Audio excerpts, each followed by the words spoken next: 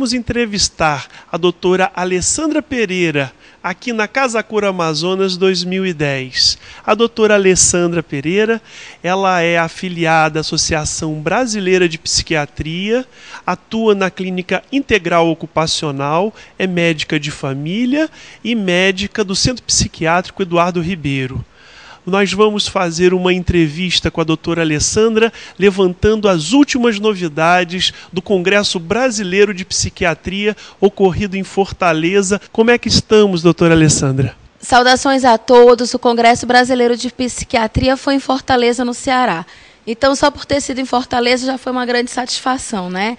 E nós tivemos realmente as últimas novidades, as atualizações terapêuticas em termos de psiquiatria geriátrica, depressão, esquizofrenia, todas as patologias, as bases neurobiológicas que hoje estão sendo estudadas, e todos esses avanços participaram mais de 4.000 pessoas, dentre palestrantes do mundo inteiro, da Europa, Estados Unidos, muitas pessoas vindas de Portugal e todas as categorias profissionais, não só psiquiatras.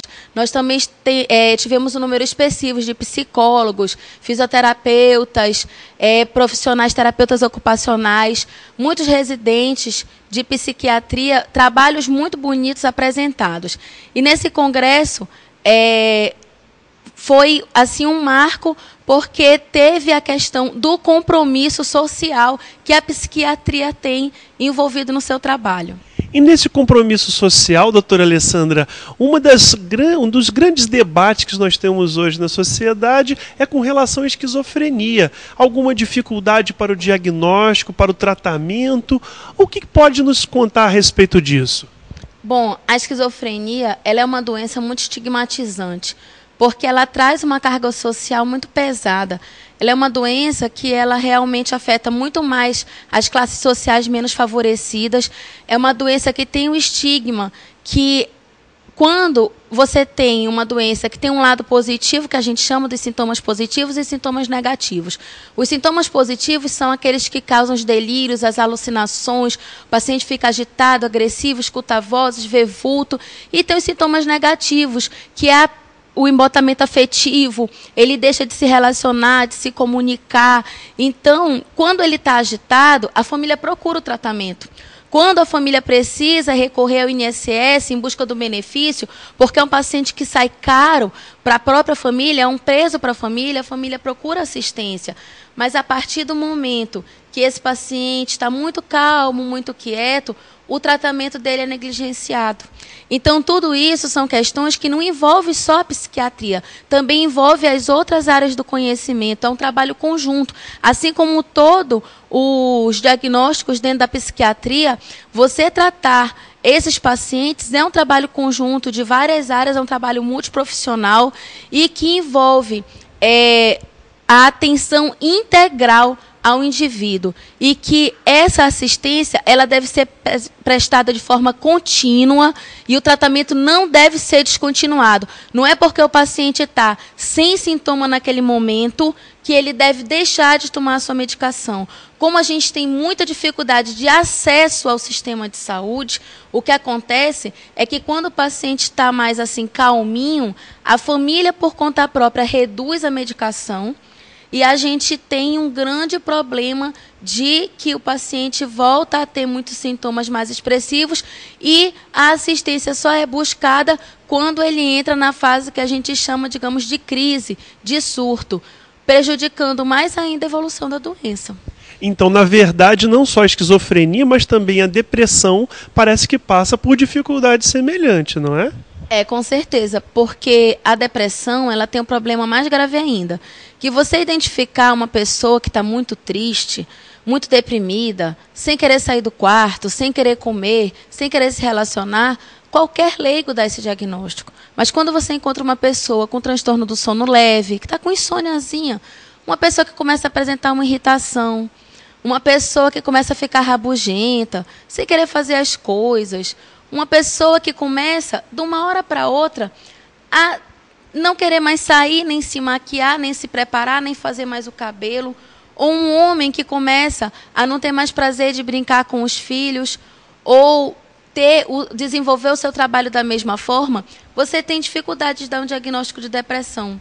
Quando você tem uma pessoa que começa a ter palpitação, começa a ter um nervoso acentuado e vai primeiro procurar outras especialidades médicas atrás de problemas cardiológicos, você tem transtornos de ansiedade que são negligenciados.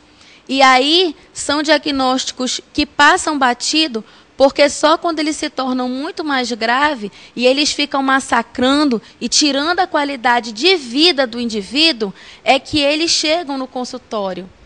Então quer dizer que a saúde mental e esses transtornos mentais, eles podem afetar muito a área da saúde do trabalhador. Fala um pouco para a gente sobre essa relação. Se fala muito da síndrome de burnout, se fala muito da ansiedade no trabalho, dos quadros depressivos. O que trouxe o Congresso de novidade para esse debate? Hoje em dia, o debate é em torno de que você tem medicina baseada em evidências, você tem realmente as drogas que a gente diz que é a medicina biológica, né? É o tratamento biológico. Então, esse tratamento biológico, que a gente não chama mais de antidepressivo, porque a gente sabe que essas drogas elas não atuam mais só para depressão. Elas também são usadas porque elas mexem com neurotransmissores. São substâncias químicas que atuam dentro do cérebro, que vão fazer várias ações.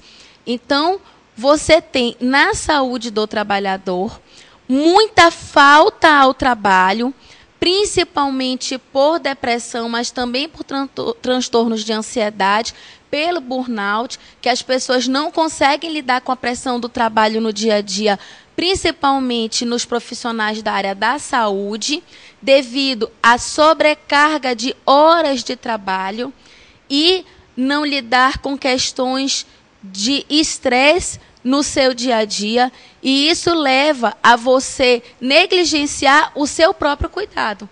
Quem é que cuida? Tem até um livro muito interessante que chama Quem Cuida do Cuidador. E quem cuida desses profissionais que são diuturnamente, né, sofrem essa pressão diuturna e têm o seu autocuidado negligenciado.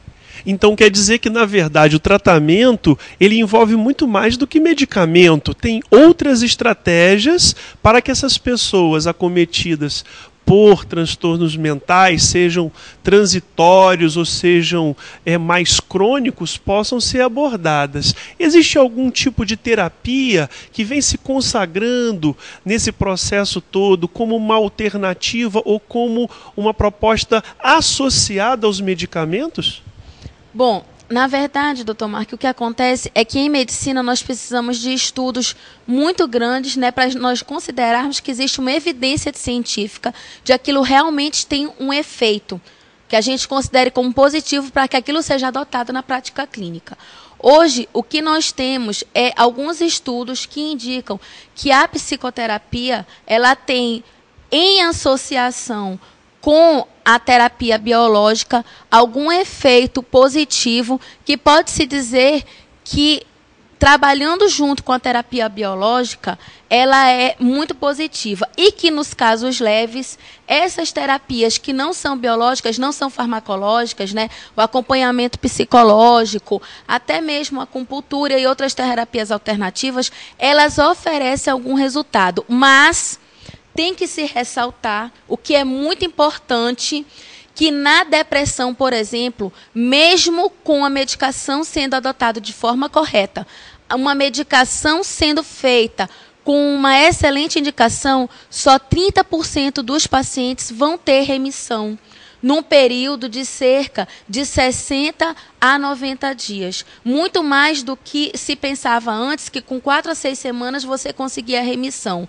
E que desses outros 70 pacientes que sobram, você ou realizando troca de medicação ou realizando associação com outra categoria de medicamento, você continua tendo só uma resposta positiva de mais 30%.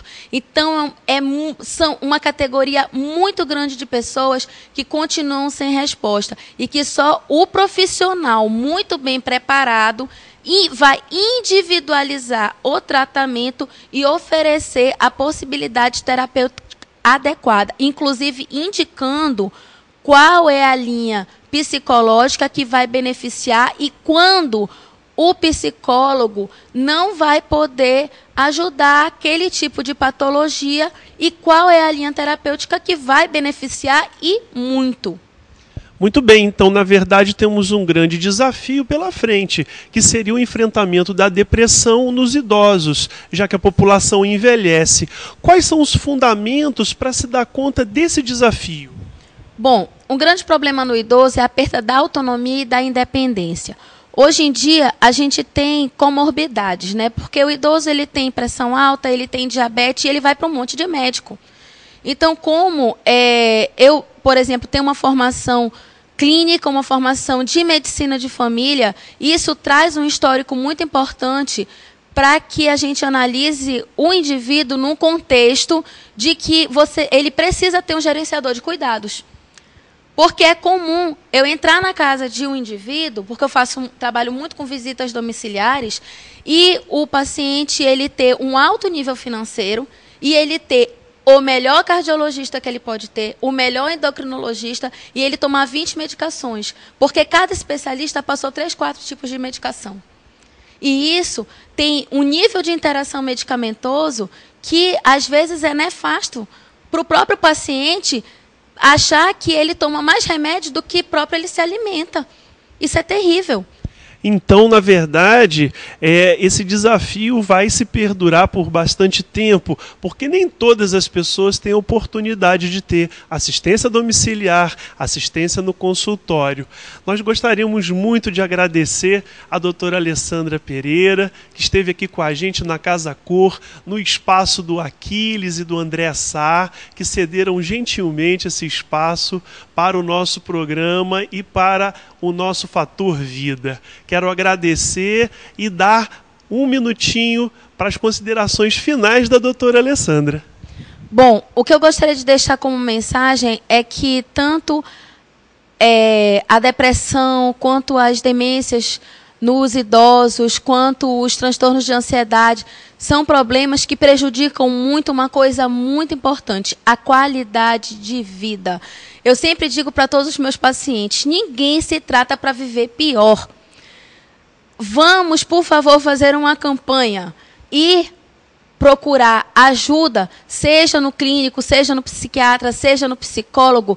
Não é demérito para ninguém. O importante é que ninguém vai se tratar para viver pior. Não é verdade? Bom, para qualquer dúvida, esclarecimentos, o meu consultório é na Clínica Integral Ocupacional, que fica situado na Avenida Comendador Clementino, 219, Centro. O telefone para contato é 3233-3951. Nós estamos lá todos os dias, a partir das 17 horas. Será um prazer recebê-lo. Muito obrigado. Nós que agradecemos, doutora Alessandra. Continue com a gente, programa Manaus por Eles.